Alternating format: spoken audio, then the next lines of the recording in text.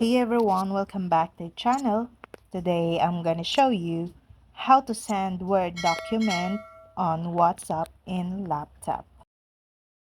The WhatsApp desktop app has now also received the functionality to share files, a feature that rolled out to iOS and Android users on the mobile WhatsApp app.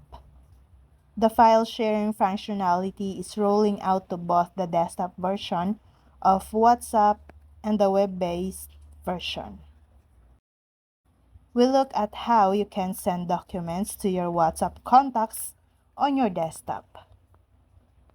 To send a document to a WhatsApp contact on your desktop, click the paperclip icon or the plus icon found in the button. In the drop-down menu, you will see options to share a photo or video, take a photo using the webcam, and lastly, share a document. Click on Document and select the file you want to share.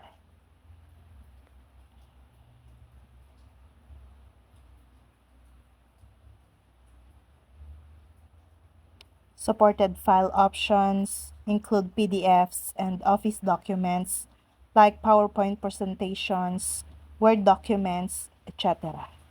Sharing documents on the mobile version of WhatsApp is limited to 100 MB.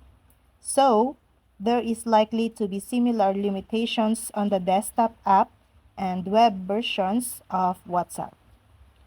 WhatsApp remains the most popular messaging app with over 1 billion monthly users, and rumors are circulating that the messaging services could be getting additional features.